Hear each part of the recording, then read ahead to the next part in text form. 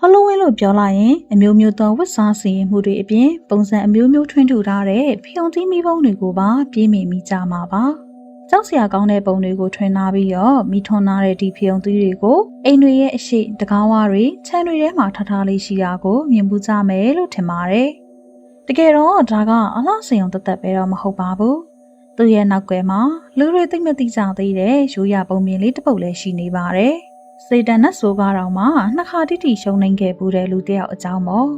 ဒီလိုမျိုးစိတ်ဝင်စားစရာပုံမြင်လေးရဲ့အကြောင်းကိုပြောပြပေးသွားမှာမို့ဗီဒီယိုကိုစုံနဲ့ထိကြည့်ပေးကြပါနော်ဇလန်းလေးမစားခင်မှာကျမရဲ့ channel ကို like and subscribe လုပ်သွားပေးဖို့လည်းမမေ့ကြပါနဲ့ဦးနော်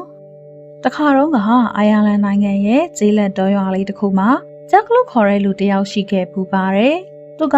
တအားကိုလောဘကြီးရဲ့အပြင်ကဆေးနေပြီးတွန်းတိုလွန်းတာကြောင့်လူတွေကသူ့ကို Stingy Jack လောဘကြီးတဲ့ Jack လို့ခေါ်ကြပါတယ်။ Jack ကအရက်သမားတဦးဖြစ်ပြီးလူတွေကိုတအားလှည့်ဖျားလွန်တာကြောင့်လူတွေနဲ့လည်းတိတ်မတဲပါဘူးတဲ့။မြို့ကိုးတွေဝေနေတဲ့ညနေခင်းတစ်ခုမှာတော့ Jack ကရွာထဲကအရက်ဘားလေးတစ်ခုမှာအရက်တောက်နေခဲ့ပါတယ်။အဲချိန်နှက်ဆိုးကသူ့ရှိပေါ်လာခဲ့ပါတယ်။အကြောင်းကတော့ Jack ကလူပြည်မှာတက်တန်းစေပြီးမို့တမလွန်ကိုလိုက်ခဲ့ဖို့လာခေါ်တာပါ။ဒါပေမဲ့ညံများတဲ့ Jack ကတော့နှက်ဆိုးကိုသူ့ရဲ့နောက်ဆုံးဆန္ဒအဖြစ်အရက်တစ်ခွက်ဝယ်တိုက်ဖို့ပြောပါတယ်။ဒါပေမဲ့သူကပတ်စံကိုမရှင်းကျင်တာကြောင့်နှက်ဆိုးကိုအကျွေးစစ်ဖြစ်ပြောင်းခိုင်းပြီးတော့အရက်ဖို့ဖြစ်ပေးမယ်လို့ပြောလိုက်ပါတယ်။ပြီးရင်တော့နှက်ဆိုးကကိုရောင်ဖျောက်လိုက်မယ်။အဲခါကျရင်ဆိုင်ရှင်ကပတ်စံပျောက်သွားလို့လိုက်ရှာနေတာကိုကြည့်ပြီးတော့တူတူရည်ကြမယ်တဲ့။လူတွေကိုစားနောက်ရတာကြိုက်တဲ့နှက်ဆိုးကလည်းဒီစီစဉ်ကိုသဘောတူလိုက်ပြီးသူ့ကိုယ်သူတင်ကားပြအဖြစ်ပြောင်းလဲလိုက်ပါတော့တယ်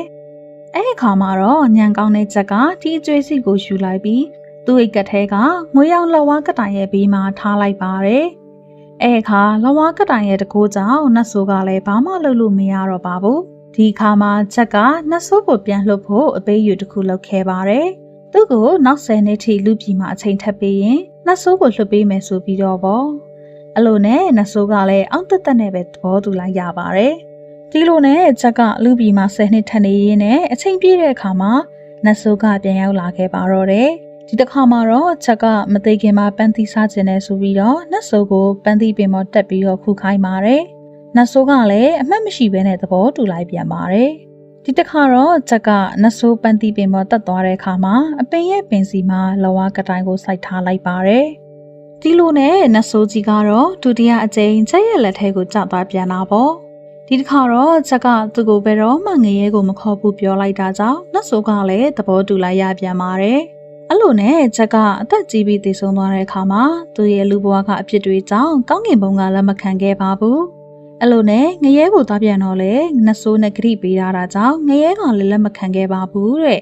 ဒါကြောင့်လှည့်စားတဲ့ချက်ကတော့ကောင်းကင်နဲ့ငရဲကြားကမှောင်မဲတိတ်ဆိတ်နေတဲ့ကဘာထဲမှာလမ်းပြောင်းနေခဲ့တော့တာပေါ့အဲ့အခါမှာသူလှည့်စားတာကိုနှစ်ခါတိတိခံခဲ့ရတဲ့နှက်ဆိုးကဇက်ကိုလှောင်ရဲလိုက်ပြီးတော့ဘယ်တော့မှမငြိမ့်တဲ့ငရဲမိကိုပြီးလိုက်ပါတော့တယ်ဒါကြောင့်ချက်ကလူဘဝတုန်းကသူသိကြိုက်ခဲ့တဲ့မုံလာဥဖြူကိုခေါင်းထွင်းပြီးတော့နှက်ဆိုးပေးလိုက်တဲ့ငရဲမိကိုထည့်ပြီးအမောင်ကဘာကြားထဲမှာရှောက်သွားနေရတာရှနေ့ထီပါပဲတဲ့တခါတရံဆိုဟောလဝင်းညတွေမှာအိုင်ယာလန်နိုင်ငံရဲ့မြူတွေဆိုင်နေတဲ့တောအုပ်ထဲမီးရင်ကြီးခိုင်းပြီးတော့ရှောက်သွားနေတတ်တဲ့ချက်ရဲ့ဝင်းကြီးကိုမြင်တွေ့ရနေတတ်ပါတယ်တဲ့အဲ့လိုနဲ့နောက်ပိုင်းမှာတော့အိုင်ယာလန်နိုင်ငံမှာဟောလဝင်းရောက်တိုင်းလူတွေကမုံလာအုပ်ဖြူတွေကိုအခေါင်းထွင်းမီးထိုးပြီးတော့အိမ်တွေမှာချိတ်ဆွဲလာကြပါတယ်။နှက်ဆိုးကတော့မှကြောက်ခဲ့ရတဲ့ချက်ရဲ့ဒီမှတ်သားကိုပရာလောကသားတွေနဲ့မကောင်းတဲ့ဝိညာဉ်တွေကပါကြောက်ရွံ့လိမ့်မယ်လို့ဆိုပြီးတော့ပေါ့။အဲ့လိုနဲ့19ရာစုနောက်ပိုင်းမှာတော့အိုင်ယာလန်ကနေအမေရိကကိုပြောင်းရွှေ့နေထိုင်သူတွေရှိလာပါတယ်။အမေရိကန်မှာကဖယုံသီးပေါများပြီးတော့အယုတ်ထွင်းရတာလဲပုံမိုလဲကိုတာကြောင့်မုံလာဥဖြူတွေအစားဖယုံသီးတွေကိုအစားထိုးအသုံးပြုခဲ့ကြရင်နဲ့ယနေ့ခေတ်မှာမြင်တွေ့ရတဲ့ဖယုံသီးမိဘုံတွေဖြစ်လာခဲ့တာပါ။ဂျက်ရဲ့မိရင်ကိုအစွဲပြုပြီးဖြစ်လာတာကြောင့်ဒီဖယုံသီးမိရင်တွေကိုဂျက်ကိုလန်ဒန်လို့ခေါ်ပါတယ်။ဒါဆိုရင်နောက်တစ်ခါဒီမိရင်တွေကိုမြင်ရင်ဂျက်ရဲ့ပုံမြင်လေးကိုသတိရပေးကြပါနော်။ခုလိုမျိုးစိတ်ဝင်စားစရာပုံမြင်တွေကိုတင်ဆက်ပေးနေတဲ့ကျမရဲ့ channel ကိုလည်း like and subscribe နဲ့အားပေးခဲ့ကြပါဦးနော်အားလုံးကိုကျေးဇူးတင်ပါတယ်ရှင်